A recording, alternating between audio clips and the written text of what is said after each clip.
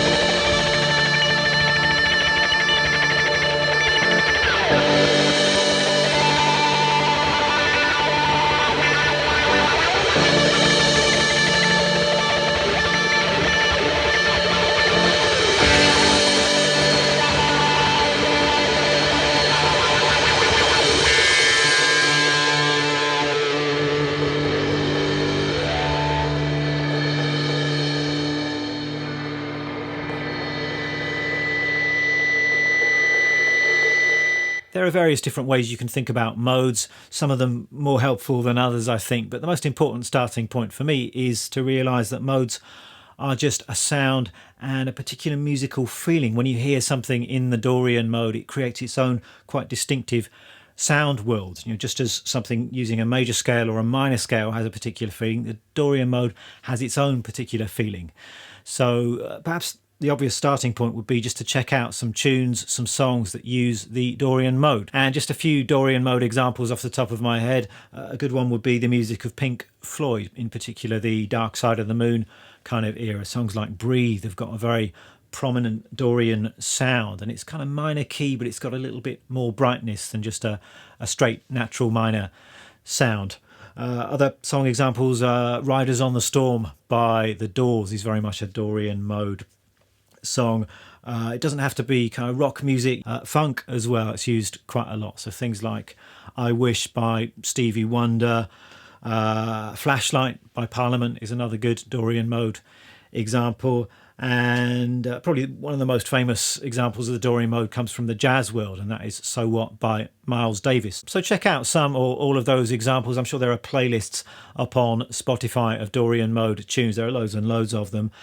And just soak up the feeling of the Dorian mode. How does it make you feel? See if you can identify that unique kind of sonic character that it's got. So what is the Dorian mode in musical terms, in theoretical terms?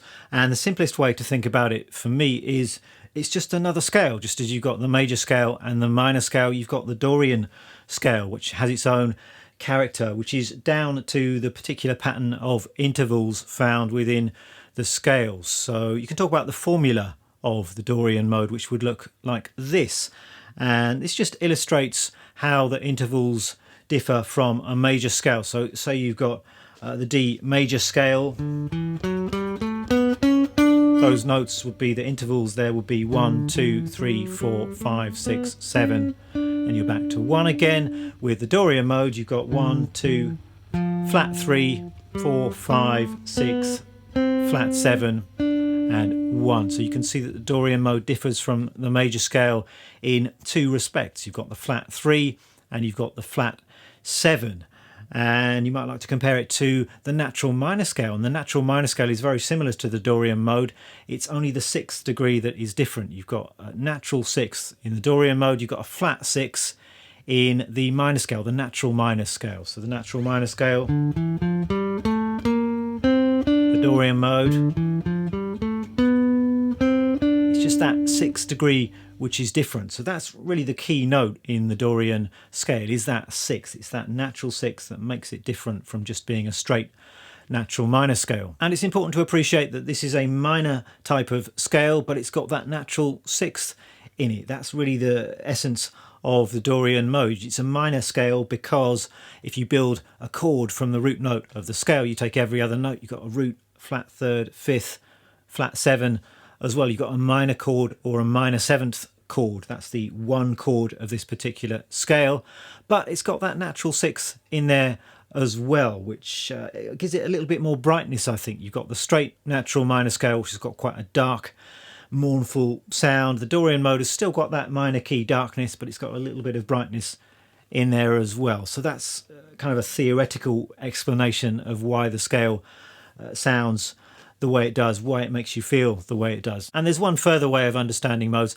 and that is seeing how the Dorian mode can be derived from a parent major scale. And this is kind of the most confusing and in many ways the least helpful way of understanding modes, but it is important to have some kind of understanding of it. So the idea is this: the Dorian mode is the second mode of the major scale. So if you take any major scale, but you start on the second note in that scale, you make that note the home note, then you're playing that scale in the Dorian mode. So if you take a C major scale, for example,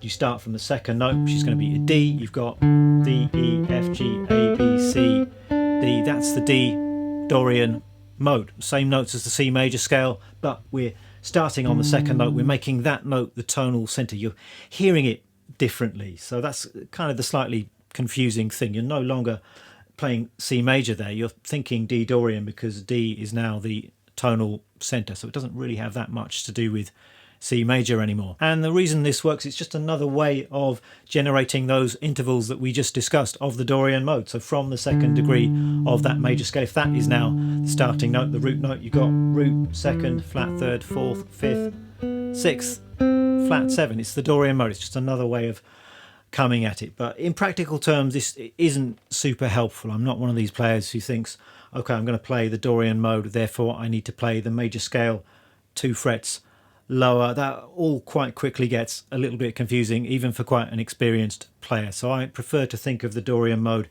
as its own scale, its own thing, and to learn and practice it as such. Let's get practical then, and I'll show you a couple of good ways to play the Dorian mode on the guitar fretboard. We're going to be talking about D Dorian mode in this particular video. Obviously, if you wanted to play another Dorian mode, you can just shift the shapes that I'm about to show you up or down the fretboard to the appropriate starting note. But we could play the D Dorian mode like this. We've got a D note here, 5th fret on the 5th string, and we could do this.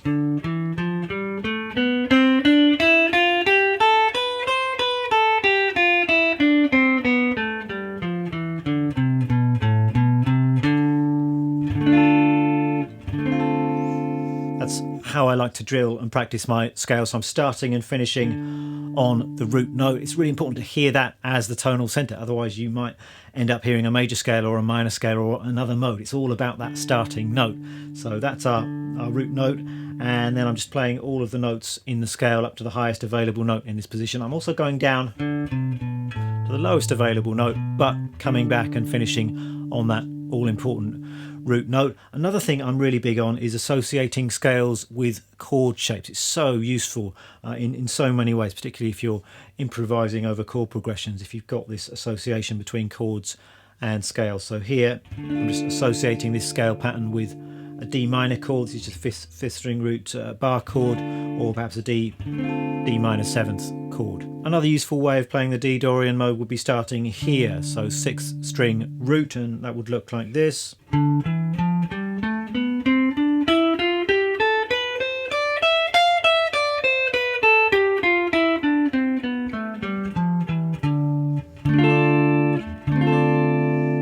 Here associating it with a sixth string root bar chord, so D minor or D minor 7. Another really important thing is to think in terms of intervals, something else I'm very big on. So rather than this just being a scale pattern, obviously the pattern is important to memorize, but it's also note names, and perhaps most importantly it's intervals. So I know that this is the root note, that's kind of fairly obvious, that's our starting point, but then you've got the second, flat third, fourth, fifth, there's that major 6, that's kind of the character note of the Dorian mode, flat 7, back to the root again, and that repeats in the next octave. So root, second, flat third, fourth, fifth, sixth, flat 7, root, second, flat third. So try and be aware of the intervals as you're playing the scale. And this is not just a purely theoretical thing. Each one of those intervals has a particular character. It sounds a particular way against a chord or against the root note of this scale. And the more you live with this Dorian mode sound, you'll learn to recognize the distinctive sound of that major 6, of the second, of the minor third, and a little bit of ear training and you'll be able to hear that stuff. One further quite guitar friendly way of coming at the Dorian mode is to take the minor pentatonic scale as a starting point. So we all know our D minor pentatonic scale, and the D minor pentatonic is found within the D Dorian mode, and we can just add a couple of extra notes to create the Dorian mode. So a minor pentatonic, we've got a root, flat third, fourth, fifth, and a flat 7. So we just need to add the second and the sixth, and we've got a Dorian mode. So if we just add the second there, the sixth is there, and there's our Dorian mode. We can do that in the next octave, just add in the second, the sixth, and we can add in another second up there as well. So we arrive at the same scale pattern, but perhaps that's a guitar friendly way of seeing things. As guitarists are very familiar with pentatonic scales, so you can think of all modes in fact as being a pentatonic scale, and then you add some extra colours to give you that modal flavour. The next thing I would suggest you do is to get these scale fingerings under your fingers, get them memorised, and then get the sound of the scale into your ears by doing a little bit of noodling around. And here it's useful to have some kind of backdrop, so it could be a backing track or a loop of a simple chord progression. I'm going to come on to chord progressions in just a moment, but even just a simple drone is very helpful, just a D root note, so you've got that scale grounded with D being the tonal centre. So I'm just going to play a D drone, and then I'm going to go up and down the scale and have a little bit of a noodle, and I want you to really listen to the character of this scale.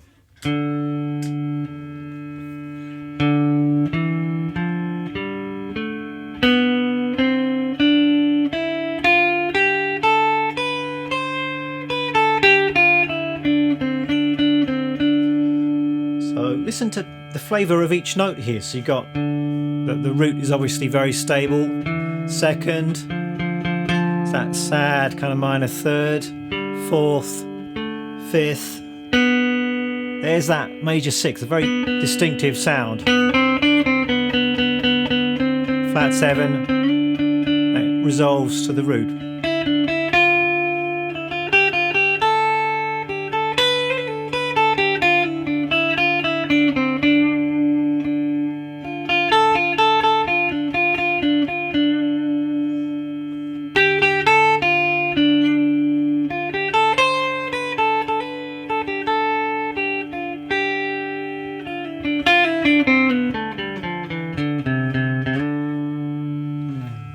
So a little snippet of Eleanor Rigby there, couldn't resist that. That's another good example of that Dorian mode flavour. You could do a similar thing with just a one chord loop, maybe on a D minor 7th chord if you want a bit more harmonic context, and that would sound like this.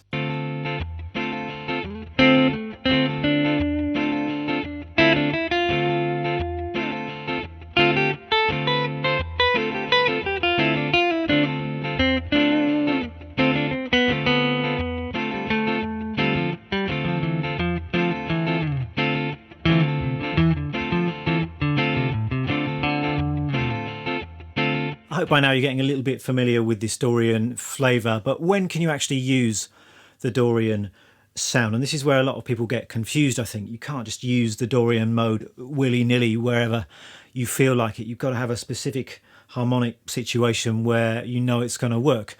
And we've already seen that a little bit. We know that the Dorian mode will work over a minor chord or a minor 7th chord, and to some extent you can just try using it wherever you've got a tune with a minor chord. You can try the Dorian mode, and it's always going to work to some extent, but in some situations it might work better than others. You've got to be a little bit careful if you're playing the Dorian mode and the chord progression is suggesting more of a natural minor flavour. If you've got a chord with that flat 6 in there that we discussed earlier, that's one of the key notes of the natural minor scale. That's going to clash with the natural 6 that you've got in the Dorian mode. So that's where you've got to be a little bit careful. You can use your ears. I mean, it's usually kind of obvious where you've got that clash, or you can use a little bit of theoretical knowledge to determine whether or not that Dorian mode is going to be a good fit or not. But specifically, the Dorian mode is going to work when that minor chord is functioning as the 2 chord in the key. That's where the Dorian mode fits relative to the major scale. So if you've got a 2 chord, a 2-5-1 for example, which is super common in jazz, then over that 2 chord the Dorian mode is going to be a very natural fit. If the chord isn't functioning as a 2 chord, then you might have to be a little bit careful, but you can make it work. And there are songs where you can kind of mix minor flavours. Eleanor Rigby, which I touched on earlier, is a really good example of that. It's not Dorian mode throughout the entire song. That opening melody has got that natural 6 in there, but then later in the song, later in the phrase, I think he's playing the flat 6, so it's kind of going from Dorian to natural minor. He's kind of playing around with that tension, which is a really nice, quite sophisticated thing to try. But there are a couple of very common chord patterns or chord progressions which you hear all the time in popular music, which really describe that Dorian sound, and these are the 2 patterns to memorize, and then whenever you see these patterns you know that the Dorian mode is going to work. And the first one of these is where you've got a minor 1 chord, D minor, and then it goes to a major 4 chord. That just screams Dorian mode, and you hear it in loads and loads of songs. So we've already established that the minor chord is the 1 chord of the Dorian mode. Then we've got a major 4 chord. If it were just the natural minor scale, a natural minor key, then the 4 chord would be minor. Here we've got a major 4 chord, and importantly this chord has got our major 6 in there. It's got that Dorian note. So this progression perfectly outlines the Dorian sound. We've established that it's minor, we've established that D is our home note, our root, but then it's moving to the next chord and it's got that major 6th in there. So if you just cycle between those 2 chords, you've set up that kind of Dorian backdrop, and this is what you hear in all of those Pink Floyd songs. So as soon as you hear this, you know that that Dorian mode sound is going to work.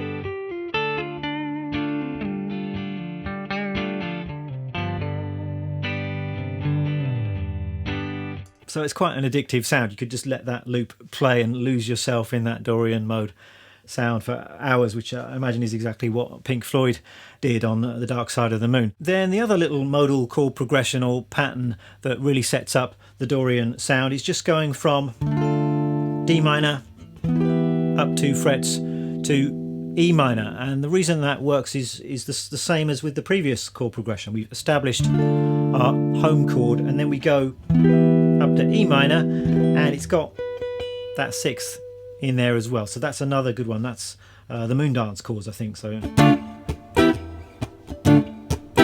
that's another little chord progression that you could loop and then solo over using the Dorian mode. And what I did in my backing track that I played over at the start of this video was basically that 1 minor to 4 major chord progression. So D minor going to G. But one further trick you can use just to really establish something as modal is to use a droning bass note. So here the bass guitar was primarily just playing a D note against the chord change. So then you've got this kind of sound. So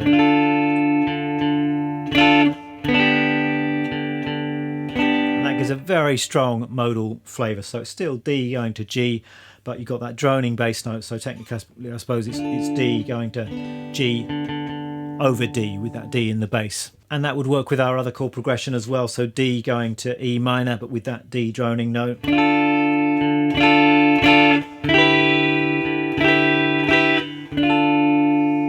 So that droning note with some chord changes over the top is another good way of writing a modal chord progression. And really, I suppose that's the method for coming up with Dorian mode chord progressions. You want to establish your 1 minor chord, and then you want to select another chord from the scale or from the key that has that character major 6th note. So if you want to know the chords that belong to the entire Dorian scale, this is where the relative major can come in useful. So the chords are going to be the same as the chords in the key of C major. So if you know that in C major you've got C, D minor, E minor, F, G, A minor, B diminished, and then back to C. Those are the chords we've got available. It's the same chords in D Dorian. We've just got D minor is now the 1 chord, but you can use any of those other chords in your chord progressions as long as you've established the D minor as the home chord. And then for that Dorian flavour, you're going to want to get one of those other chords in there that contains that natural 6. And there are 3 chords here that you could use. You've got the E minor, it's got the B in there, you've got the G major, it's got the B in there, you also got the B diminished. That's a little bit too dissonant and unstable sounding to be very commonly used in popular music chord progressions. And if you wanted to, you could encapsulate that Dorian sound a bit more precisely in a single chord. So you want a minor chord, a D minor chord, but if you can get some of those other Dorian notes in there, then you'll have that sound in just a single chord. So a D minor chord, you add the 6, you got a minor 6th chord, so this kind of thing. So a very common gypsy jazz thing. So the Dorian mode will be a perfect fit for that chord. This is quite a nice modal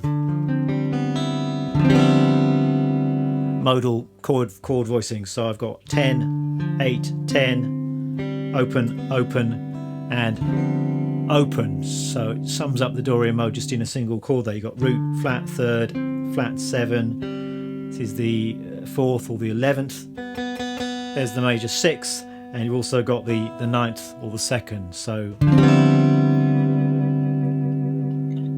one thing I should perhaps mention is that some people like to use the Dorian mode in a blues context, which at first sight seems a little bit counterintuitive given what we've just said about how the Dorian mode fits minor or minor 7th chords. You've got people playing them over dominant 7th chords in a blues, but if you think about it, it does kind of work. You've got that minor pentatonic scale contained within the Dorian mode, then you've got the 2nd or the 9th, and you've got the 6th or the 13th, and both 9th chords and 13th chords are definitely got quite a strong bluesy flavour. You've got the minor 3rd from the minor pentatonic scale played over the major 3rd of the dominant 7th chord.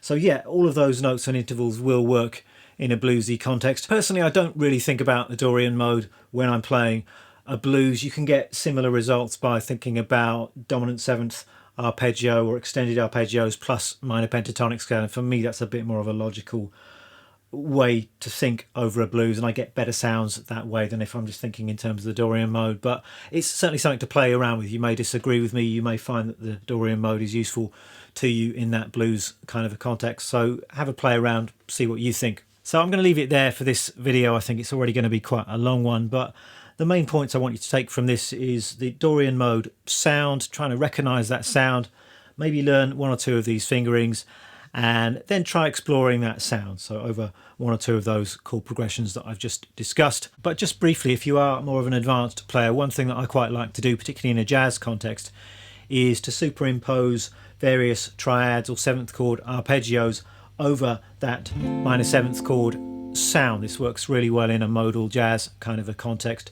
So over that D minor seventh chord, we've actually got all of the triads and arpeggios from the scale available. So in D Dorian, we've got D minor or D minor 7, E minor or E minor 7, F major 7, G major G7, A minor or A minor 7, B diminished B minor 7 flat 5.